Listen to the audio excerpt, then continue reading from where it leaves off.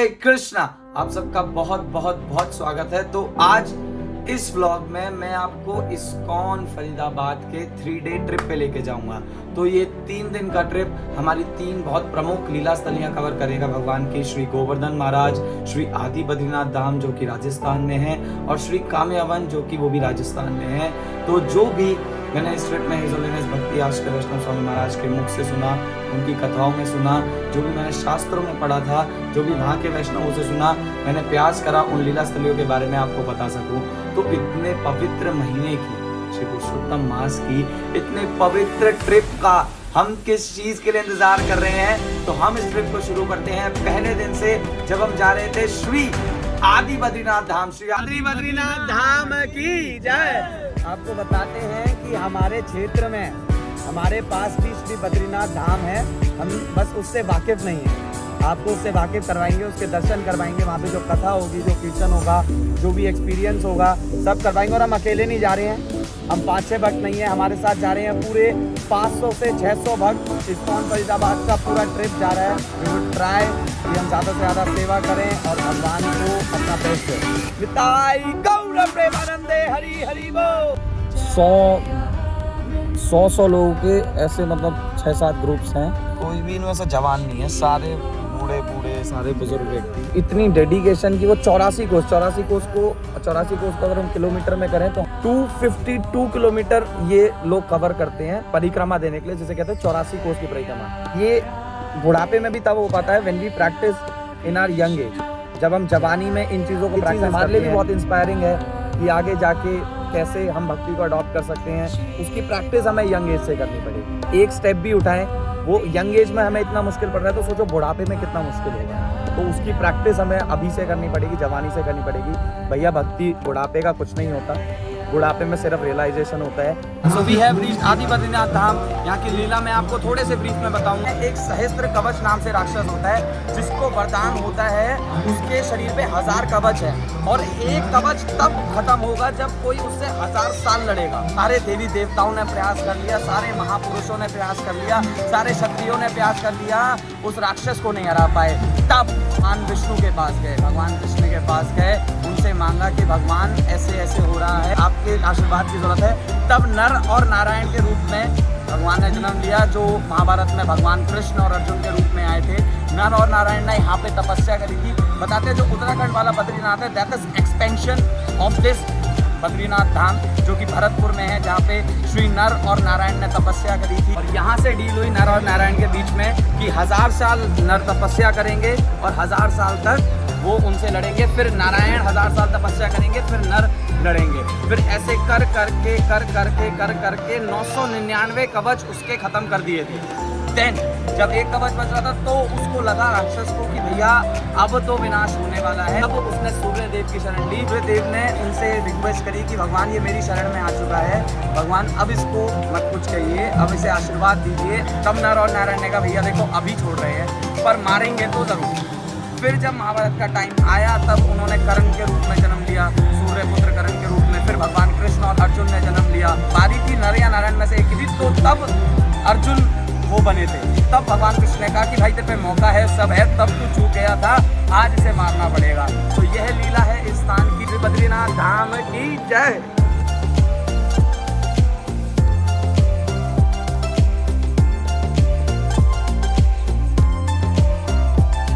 अपने लिए ही नहीं, आपके लिए भी आशीर्वाद मांगूंगा। हरे कृष्ण।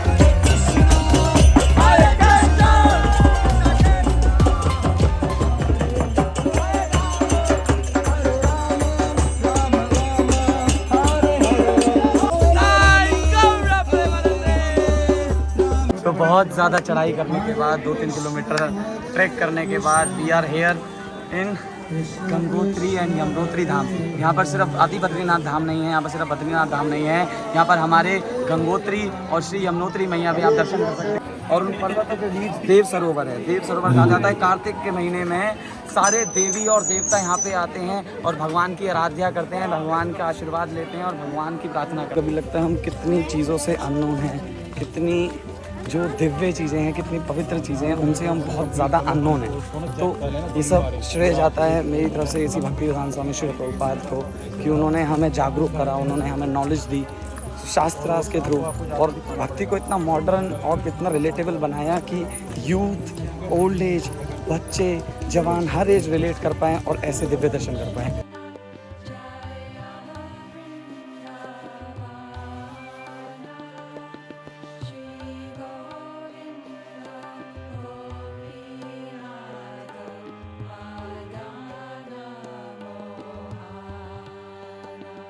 तो यहाँ से हमारा पहले दिन का साइन ऑफ होता है। हम श्री गोवर्धन धाम पहुँच चुके हैं। कल हमारी परिक्रमा स्टार्ट होगी, तो कल हम परिक्रमा में मिलेंगे आपसे सुबह मंगल आरती के बाद। हरी हरी बोल। राज महाराज की जय हो। So we are done with our Mangal Aarti. अभी जस्ट 5 से 10 मिनट में हम अपनी जो गोवर्धन की परिक्रमा है वो स्टार्ट करेंगे और ये परिक्रमा जल्द से जल्द कवर करने वाली होगी। जितना जल्दी हो सके उस परिक्रमा को ख़त्म करेंगे। हम जल्दी से जल्दी दर्शन करेंगे जो भी मेन स्पॉट्स हैं और कोशिश करेंगे आपको भी कराएं। अभी हमने परिक्रमा स्टार्ट कर दिया श्री गिरिराज महाराज की और आपको पता होगा ये परिक्रमा 21 किलोमीटर की है। 7 रोज से 21 किलोमीटर कंप्लीट करके आता है और 21 किलोमीटर परिक्रमा करना मेरे जैसे एक आम तुच्छ व्यक्ति के लिए बहुत बड़ी बात है। और केवल मैं नहीं, मेरे साथ बहुत सारे तुच्छ व्यक्ति हैं, उनके लिए भी बहुत बड़ी बात है।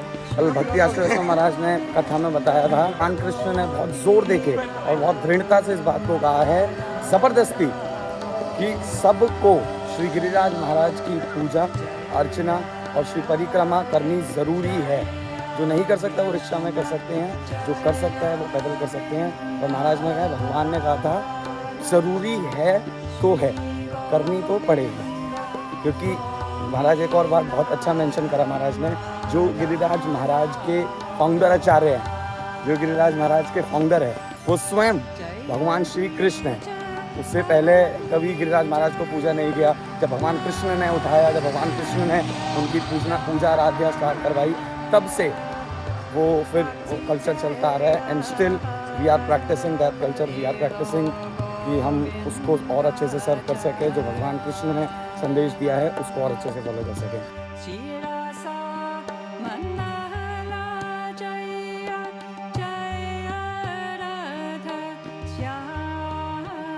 हमने अब बड़ी परिक्रमा वो कर दी है, ख़त्म कर दी है। अब छोटी स्टार्ट हो चुकी है और अभी हमने कितना किलोमीटर कवर कर दिया था लोगों? तो जी हमने कर लिया 13 किलोमीटर। 13 किलोमीटर कवर कर लिया। 13 सिर्फ 8 किलोमीटर रहता है और अभी एनर्जी है। मतलब स्पिरिचुअल चीज़ें करके, ऐसी एक्टिविटीज़ करके मैं 21 किलोमीटर वैसे नहीं चल सकता, किसी परेड में नहीं चल सकता।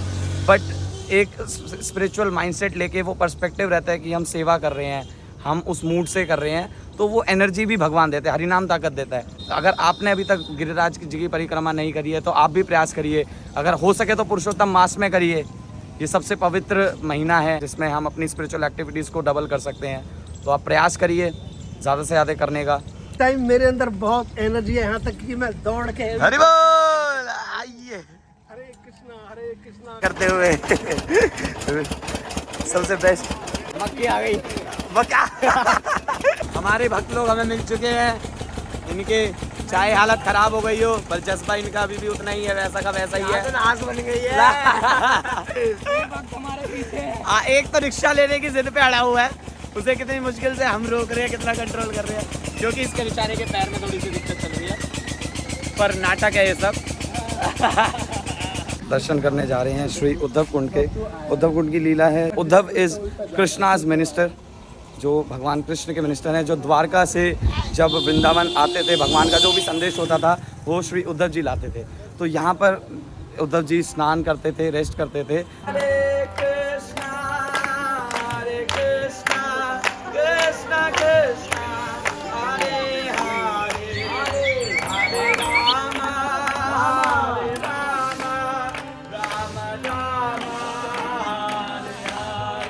So we are at our next stop. रूप गोस्वामी बताते हैं पूरे व्रज में, पूरे मथुरा में सबसे जो श्रेष्ठ जगह है वो है गोवर्धन। फिर जो पूरे गोवर्धन में जो सबसे श्रेष्ठ जगह है वो है श्री राधा कुंड। श्री राधा कुंड की जय। मैं हूँ राधा कुंड, आपको राधा कुंड के दर्शन कराता हूँ, जो कि स्वयं श्री राधा रानी का लिक्विड फॉर्म है, जो श्री चैतन्य महाप्रभु ने खुद इसका प्राकट्य करा। श्री श्री राधा कुंड की जय हो।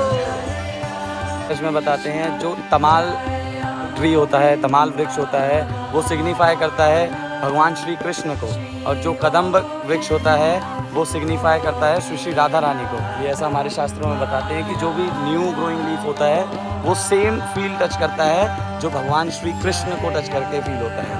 कितनी पवित्र बात है। राधा कुंड तक पहुंच जाते हैं, उसके बाद क्या हालत हो जाती है, उसके बाद कितनी थकान हो जाती है, और उसके बाद राधा कुंड के पहुंचने के बाद राधा कुंड के किनारे श्री सनातन गोस्वामी की समाधि के पास बैठे हों और ऐसी मध्यम हवा चल रही हो, ओहो, दिस इज हेवन।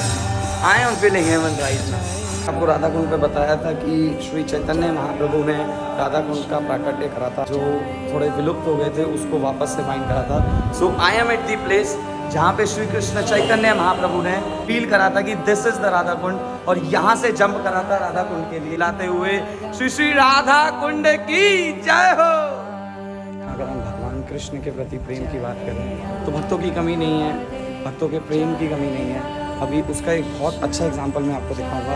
एक कथावाचक व्यासासन पे बैठकर भगवान कृष्ण की कथा कर रहे हैं, और जब कोई भक्त शुद्ध वैष्णव जब कथा करता है, कीर्तन करता है, तो उसे इस चीज़ का कभी भी ध्यान नहीं होता कि कोई सुन रहा है, कोई उसके साथ बैठा है, कोई उसके साथ गा रहा है नहीं गा रहा, बस उसे अपनी सेवा करनी है। जैसे वैष्णव उसे प्रे करते हैं हमें ब्लेस करें, हमें भी उस काबिल बनाए कि हम भी थोड़ी सी उनके जैसी सेवा कर पाएँ, उनके फुट स्टेप्स पे चल पाएँ।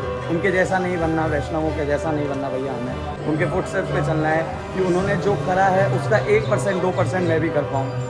उन्होंने जो ज्ञान दिया है उसे मैं आगे पहुँचाऊँ। हमें अपना कुछ ऐड नहीं करना, मुझे मेरा कुछ ऐड नहीं करना। मेरे गुरु ने जो दिया है, प्रभुपाद ने जो बुक्स में लिखा है, मैं आपको बताऊँगा और आप आगे बताएंगे। अब हम पहुँच चुके हैं अपने नेक्स्ट स्टॉप पे, और इस स्टॉप की लीला है जब द्वारका की सारी रानियों ने कृष्ण लीला जानने की इच्छा रखी, वो उत्सुक हुई कृष्ण लीला जानने के लिए, तब उद्धव जी ने सारी द्वारका की रानियों को यहाँ पे श्री भगवान कृष्ण की लीला सुनाई थी। जो भी कृष्ण लीला थी सारी द्वारका रानियों को भगवान ने यहाँ सुनाई थी, और यहाँ पे एक बहुत अच्छा इंसिडेंट हैपन हुआ था। उससे हमारी लाइफ का एक बहुत प्रैक्टिकल एग्जाम्पल मिल सकता है आपको, कि हम ये चीज़ सोचते हैं यार ये काम आज हो नहीं पाया, भगवान ने यार ये बात मेरी बनाई नहीं, भगवान मेरे साथ ही ऐसा क्यों करते हैं, भगवान मेरे साथ ही ऐसा क्यों करते हैं, भैया मेरा ही क्यों नहीं काम बनता। तो जब यहाँ पर उद्धव जी सारी द्वारका की रानियों को कृष्ण लीला सुना रहे थे, तो राजा परीक्षित जो पांडवों के पोते थे, उनकी हिरार्की में थे, उन्होंने की ड्यूटी लगाई थी परीक्षित महाराज की कि आप बाहर खड़े रहोगे कि कोई आए ना। This is very confidential thing. Krishna Leela हर किसी के बस की बात नहीं है भैया, सुनिए, हर किसी की किस्मत में नहीं आती कृष्ण लीला। आप बहुत भाग्यशाली हो, आप बहुत लकी पर्सन हो कि आपके कानों तक कृष्ण लीला जा रही है, आपके कानों तक भगवान का नाम जा रहा है, महामंत्र जा रहा है। तो परीक्षित महाराज की भात सेवा लगी थी। तब परीक्षित महाराज ने भी सोचा कि यार मेरे साथ क्यों ऐसा, मेरे को भी कृष्ण लीला सुननी थी, मैं क्या करूं। तब पर उन्होंने उस टाइम अपनी सेवा को इतना अच्छे से लिया। देन आफ्टरवर्ड थोड़े सालों बाद परीक्षित महाराज को डायरेक्टली सुखदेव गोस्वामी से भागवतम सुनने का मौका मिला। दिस इज़ द लेसन कि हमें अपनी सेवा पे फोकस करना चाहिए, रिजल्ट जो है कृष्णा अपने आप दे देंगे। तो कुसुम सरोवर के जस्ट साइड में एक टेम्पल है, अगर आपने विजिट नहीं करा है तो आप करिएगा। इस मंदिर का नाम है श्री श्री राधा वन बिहारी, और इसकी लीला है यहाँ पर भगवान श्री कृष्ण ने राधा रानी के केश कंघी करे थे, कॉम्ब करे थे, तो यहाँ पर भगवान ने वो लीला करी थी। तो आप जब भी आप कुसुम सरोवर आए, गोवर्धन की परिक्रमा करें, if you are unknown about this, आइए इसके दर्शन करिए। क्या रहता है next stop, that is Mansi Ganga. हम मानसी गंगा पे पहुँच चुके हैं। जब नंद बाबा यशोदा मैया का इच्छा करी होगी कि हमें गंगा स्नान करना है, हमें गंगा स्नान करने जाना है, तब कान्हा जी ने कहा, भगवान श्री कृष्ण ने कहा, बाबा आपको कहीं जाने की जरूरत नहीं है, हमारे धाम में भी गंगा है, हमारे ब्रज में भी गंगा है। बाबा ने कहा तब भगवान श्री कृष्ण ने यहाँ पर गंगा प्रकट करी। तभी से मानसिक गंगा कहते हैं, मानस गंगा, मानसिक गंगा, जो मन से बनी हो, जो भगवान श्री कृष्ण ने स्वयं प्रकट करी है। Also this place is called मुख ऑफ गोवर्धन। ये गोवर्धन पर्वत का मुख माना जाता है मानसिक गंगा। ये हमारा लास्ट चेक पॉइंट है, इसके बाद सीधा हम वहाँ पहुँचेंगे जहाँ हमें जाना है, हमारी परिक्रमा एंड होगी। और अभी जो आनंद आया है गंगा में, थोड़ा मैं वहाँ धो के पैर धो के, क्योंकि अब हालत थोड़ी सी टाइट हो चुकी है। We have covered 17 kilometre, still 18 kilometre, still 3 kilometre left, but we are trying to cover fast and fast. तो आपको अब मिलेंगे परिक्रमा एंड करके। हरि बोल, प्रेमानंदे, हरि हरि बोल। फाइनली अब जान में जान आ चुकी है। हमने अपनी परिक्रमा पूरी कर ली है। जहाँ से हमने स्टार्ट करा था वहाँ पहुँच चुके हैं। आप लोगों के आशीर्वाद से, प्रभुपाद के आशीर्वाद से, राधा रानी के आशीर्वाद से, श्री गिरिराज महाराज के आशीर्वाद से हमने उनकी खुशी के लिए, उनकी थोड़ी सी पूजा आराधना के लिए उनकी परिक्रमा करी। होप मैं आपको सब कुछ दिखा पाया जो इम्पोर्टेंट था, जो मैंने देखा, जो क्योंकि ये परिक्रमा थोड़ा सा जल्दी करना था तो मैंने सिर्फ मेन स्पॉट्स जो थे वो कवर करे हैं। And finally we have done our parikrama. Hari हरी बोल। तो पूरे दिन की परिक्रमा करके, सब कुछ साइन ऑफ करके, अपने पूरे दिन का प्रसाद पाकर, कीर्तन कर कर, कथा सुन के अब हम रेस्ट पे पहुंच चुके हैं। तो सेकेंड डे का साइन ऑफ हो चुका है। अब हम आपसे मिलेंगे थर्ड डे, जब हम पहुंच चुकेंगे श्री काम्यावन वृंदा देवी टेम्पल। श्री काम्यावन धाम की जय हो कृष्णा। तो हम पहुंच चुके हैं काम्यावन, जो कि भरतपुर जिले में है, राजस्थान के। तो इसकी लीला बताई जाती है। यहाँ पे श्री राधा गोविंद देव जी हैं, वृंदा देवी हैं, गौर निताई जगन्नाथ जी महाराज हैं। जब वृंदावन के डीटीज पे औरंगजेब ने हमला करना शुरू करा था, मंदिरों को तोड़वाना शुरू करा था, राधा गोविंद देव जी तो थे, पहले भरतपुर आए थे, उनको यहाँ पे रेस्ट कराया गया था, उनको यहाँ पे आराम दिया गया था, उसके बाद वो जयपुर गए थे। और बताते हैं जो वृंदा देवी हैं वो अभी भी ओरिजिनली यही हैं। वृंदा देवी ओरिजिनली यहीं पे विराजमान है। वृंदा देवी व्रत छोड़ के नहीं जाती हैं। वृंदा देवी कभी भी अपना व्रत छोड़ के, भगवान निवास छोड़ के व्रत से बाहर नहीं जाती हैं। तो वृंदा देवी ओरिजिनली यहाँ पर हैं। जो यहाँ से गए थे वो थे श्री राधा गोविंद जी। तो यहाँ के जो डीटीज हैं उनकी सेम महत्वता है जो राधा गोविंद जी की है जयपुर में। तो आइए आपको दर्शन कराते हैं श्री राधा गोविंद जी के, वृंदा देवी के और श्री जगन्नाथ गौर निताई के। निताई गौर प्रेमानंदे, हरि हरि बोल। श्री राधा अलबेली सौभाग्य नवेली, श्री राधा अलबेली सौभाग्य नवेली, परसाने वाली के कनैन काजर बिनु कारे, नैन काजर बिनु कारे। आज कामयावन में फरीदाबाद के भक्तों का समुद्र आ रखा है।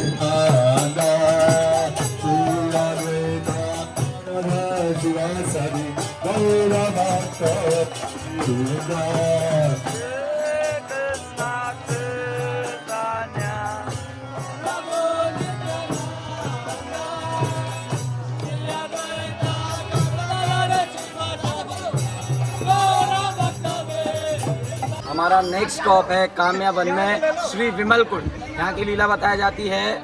बहुत साल पहले राजा हुआ करते थे विमल नाम के, उनकी 6000 सिर्फ 6000 पत्नियाँ थी और 6000 पत्नी से उन्होंने बहुत कोशिश करी। पहली पत्नी हुई, दूसरी पत्नी, ऐसे कर करके 6000 पत्नियाँ हो गई और उनके एक भी पुत्र नहीं हुआ, एक भी पुत्र संतान नहीं हुई, सारी पुत्रियाँ हुई। और उन 6000 पत्नियों से उन्हें सिर्फ थोड़ी बहुत, सिर्फ 60,000 बेटियां हुई थी। जब शादी का टाइम आया तो किसी ने उन्हें सजेस्ट करा कि आप इन 60,000 की बेटियों की शादी भगवान कृष्ण से करा दीजिए। एक वाला है वृंदावन का, उससे शादी करा दीजिए। तो जब वो वृंदावन गए भगवान के पास, भगवान से आग्रह करा, भगवान ने रिक्वेस्ट एक्सेप्ट करी। तो इस स्थान पर, यहाँ पे जहाँ हम खड़े हैं, यहाँ पर भगवान कृष्ण ने उन 60,000 रानियों के साथ, उनकी बेटी के साथ रासलीला रचाई। और इतनी मधुर रासलीला थी, इतनी रिलेशेबल रासलीला थी, इतनी इमोशनल रासलीला थी कि वो जो 60,000 जो उनके साथ रासलीला कर रही थी, उनकी राजा की बेटियाँ, उनके आंसुओं से, अश्रुओं से ये कुंड बना। इसलिए इस कुंड को कहते हैं विमल कुंड। उनके अश्रुओं से कुंड बना। और भी बहुत सारी लीलाएँ हम यहाँ पे बताते हैं। जैसे पांडव यहाँ पे 12 साल रहे थे तो पांडव स्नान भी इसमें करा करते थे। और जब आपको पता होगा, जब भगवान कृष्ण ने एक दाने से सारे दुर्वासा मुनि और पूरी उनका ऋषियों का पेट भर दिया था, तो दुर्वासा मुनि जब स्नान करने गए थे वो भी इसी कुंड में स्नान करने आए थे। तो बहुत महत्वता है इस कुंड की। और मैं आपको दिखाता हूँ हमारे भक्त इस कुंड को कैसे रिलीज कर रहे हैं। जल्दी, आप जल्दी जाओ।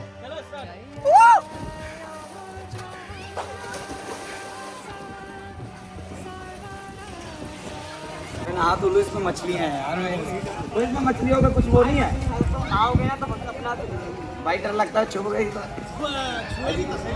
हाँ तो अजीब सा नहीं लगे भाई मेरे साथ। ये तो इंसान है नहीं भाई, मेरे को लगता है डर। स्नान तो कर ही सकते हैं, स्नान करना तो महत्व है, पांडवों ने यहाँ पे कर रखा है तो हमें स्नान तो करना चाहिए। Now we are at the place in Kamya one जहाँ पे भगवान ने स्वयं हाथ से स्पर्श करके थाली और कटोरी निकाल दी थी। तो भगवान ने जब वहमासुर राक्षस का वध करा उस पहाड़ पे, तब वहाँ से यहाँ पे भगवान आए भोजन करने के लिए। तो भगवान ने भोजन तो ले आए पर उनके पास कोई थाली नहीं थी, तो भगवान ने ज़मीन पे स्पर्श करके थाली और कटोरी बना दी।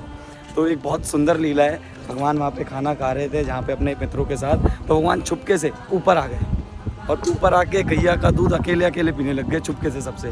सारे मित्र परेशान हो गए, भैया कृष्णा फिर कहाँ चला गया, अब कोई बड़ा राक्षस आ गया क्या? अभी तो एक राक्षस का वध करके आया था। यशोदा मैया ने अगर हमसे पूछ लिया हम क्या करेंगे, तो सब ढूंढने लग गए। तो जब सब ढूंढ रहे थे तब एक मित्र ने देख लिया कि कृष्ण तो छुपके छुपके दूध पी रहा है। सब ने कहा कृष्णा वैसे तो तू हमें याद करता है जब कोई मुसीबत आ जाती है, पर अब जब तेरे को दूध पीने की बात है तो अकेला अकेला दूध पी रहा है। तो तब उनमें क्या बीच में छीना झपटी होने लग गई। तो जब छीना झपटी हो रही थी तो भगवान के मुख से और वो थाली से कटोरे से दूध गिर गया। तो जब वो दूध गिरा नीचे क्षीर सागर में चला गया, उस कुंड का नाम हो गया क्षीर सागर कुंड। और इस चीज़ को देख कर भी अगर लोग नहीं मानते हैं कि भगवान नहीं होते, ये तो सब ड्रामा है, भगवान एक सोच है, तो भैया हमारे कृष्ण ने तो एक एक सबूत छोड़ रखा है, हमारे कान्हा ने एक एक सुराग छोड़ रखा है कि मैंने यहाँ पे लीला करी। भगवान ने स्वयं यहाँ पे इस जगह पे भोजन करा था, तो हमारे लिए तो भैया बहुत बड़ी बात है। जहाँ पे भगवान ने भोजन करा हम उसके दर्शन भी कर पाए। हरी from here our trip ends. अब हमारा ट्रिप ख़त्म होता है। बहुत बहुत बहुत अच्छा लगा आप सबको दर्शन करा के, और मैंने पूरी कोशिश करी जितना भी सेवा के अलावा मैं कर पाया और ट्राई करा कि मैं आपको दिखा सकूं, आपको वो लीला स्थलियाँ घर बैठे दिखा सकूं जो मैंने देखा, जो मैंने दर्शन करे। So that's all from my side. Thank you so much for watching this vlog. Hare Krishna.